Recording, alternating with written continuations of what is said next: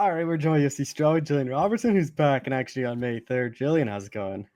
I'm doing great. Like you said, I'm back in action on May 3rd. That's 4 weeks out. I'm super excited. I really can't wait for this matchup. Before we get into this one, just a bit disappointed they didn't delay you like the week to go on Montreal. They did the same thing to me last time. I think it was Quebec. And I fought either the week before or the week after last time in Canada, too. It was actually the week after because I remember watching it the week before my fight, being super upset that I couldn't be there. So, again, same kind of circumstance. I know last time it was because of my opponent's visa. This time, I don't know if it's the same thing. Obviously, I'm fighting another Brazilian girl. I don't know if there's difficulties with visas getting up there or whatever. But yeah, I don't know the reasoning behind it, but I'm definitely bummed about it. Is that something like you knew Montreal was the week after, or did you not know originally when you took this fight? Like, and then we kind of like, did you ask to maybe get pushed back? Like when you found out? No, I had no idea. I had no idea where my fight card was even. So it's like when I got the name and the date, that's all I had was name, date, no location. So it was kind of assuming until then, and then a couple weeks later, the Montreal came out. I guess the bright side is though you are back in front of fans. Like, is that kind of the silver lining of this thing, where it's not just the apex for you?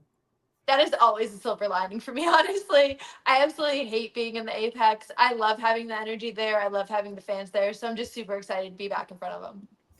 And fighting Marina Rodriguez, like how happy were you at this point? Like big name, like used to be top five, top like one of the best girls in the divisions. Like how excited were you with this opponent?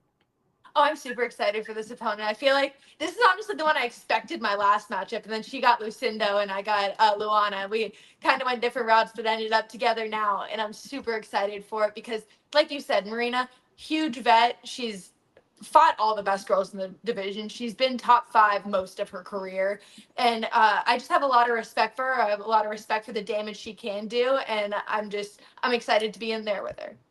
What have you made of her last couple fights? Like they haven't gone her way. I know the last two are split decisions. Like those could have gone either way. Like so, kind of show. Then on the flip side, like she is fighting the very best still. Like, do you think? Like I've seen some people say like, oh, maybe she's past her prime. But then, like on the flip side, she is fighting the best. Like, where do you kind of stand on that? Well, I think you just said it there. I'm like, she's still fighting the best, and she's losing split decisions. It's not like she's out of it, you know? Yeah. She's still in it. If you watch what she did to Michelle Watterson, I think it was 2 or 3 fights ago, she absolutely demolished her, broke her nose. She's just a force to be reckoned with, regardless. And I think that the fact that she's a vet, she's able to, I guess, just make smarter decisions. And I don't think she's necessarily out of it yet. Uh, do you bring in anyone different for this camp, or is it just the same kind of people you always train with for this one? Yeah, I guess same kind of people. I've flown down my friend Anna Crutchfield my last couple fights. I flew her down for the Pollyanna fight, for the Michelle Watterson fight, for this one. She's a great striker. I'm hoping to see her in the UFC too soon. But yeah, I've flown her down twice for this camp, and other than that, it's just everybody at the Goat Shed. Obviously, Dean Thomas, my head coach, the usual culprits. Uh, I know you like to be as active as possible. I know when we talked, you said at strawweight, like you do need a bit more time. But like, were you surprised it took kind of this long to get you a fight, or is this always kind of the time frame? No, I feel like this has kind of been the time frame for me at strawweight. They did offer me ones that were like too soon, Mhm. like right. I think it was like 2 or 3 weeks after I got offered to fight short notice, and it's like I just like I said with my weight cut, it's just impossible for me to make 115 on short notice. So I have had I guess some opportunities, but this was ideal timing for me. Did you push it all for that Miami card next week, or was that something like is that something you were kind of hoping to get on as well? I guess I never really pushed for anything Yeah. specifically. I would have loved to get on the Canada card. I would love to get on the Miami card, but at the end of the day, I'm happy that I work for the company that I love to work for.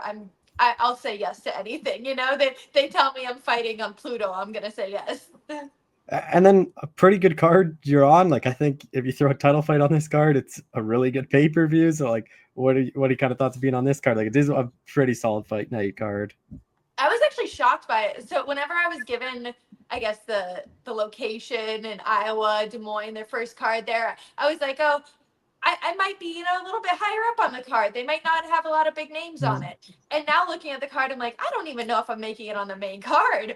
It's absolutely stacked from top to bottom. It's really impressive to see. Uh, with Marina, like we've seen last couple fights, like people have been able to have success grappling or wise, but then she just kind of showed she has a high level grappling against Watterson. So like, but against you, like, do you imagine she's not really gonna wrestle much? It's gonna be focused of her on the feet and kind of vice versa for you, or you kind of be as always trying to get down to the ground? Yeah, I think that's typically how I guess most of my fights going up are gonna look. I think that most people don't want to be on the ground with me. I'm going to assume that.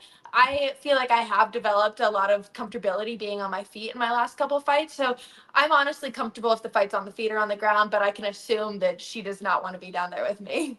Well, do you think that your striking gets underlooked because of how good of a grappler you are? Like I was talking to Chase Huber the other day, and he kind of said the same thing, where he's like, I feel like people never think I'm a good striker just because he only wants to get down the ground. Like, do you think that's the same with you? Is like people don't kind of realize how good your striking is?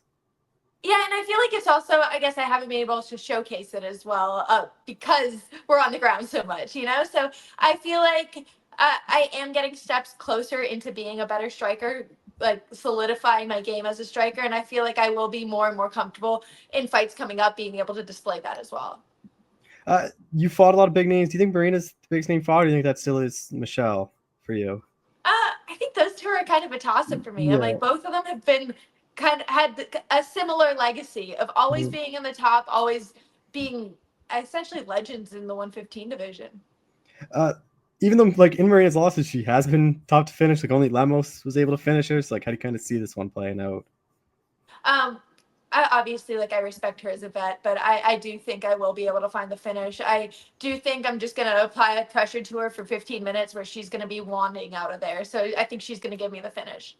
What do you think a win over her does for you, especially if you finish her? Like, be the second person ever to finish her. She's a top 10 girl. Like, I'd have to think that kind of gets you right near that title picture. Oh yeah, I'm hoping that I get, maybe one, two more after this, then I'll be looking at Whaley. So I think that win over Marina is something big and it's gonna push me up there. Do you think Whaley's gonna hold the belt for a while then?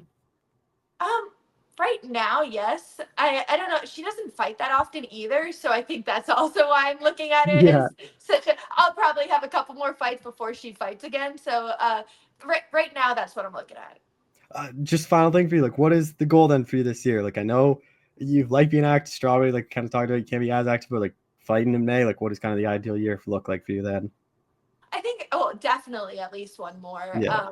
I think two would be pushing it, maybe, but I don't know. We'll see how the year turns out. Right now, I know I want one more before the end of the year. Well, Gillian, I appreciate the time as always. Thanks so much for doing this again. Thank you so much. Yeah.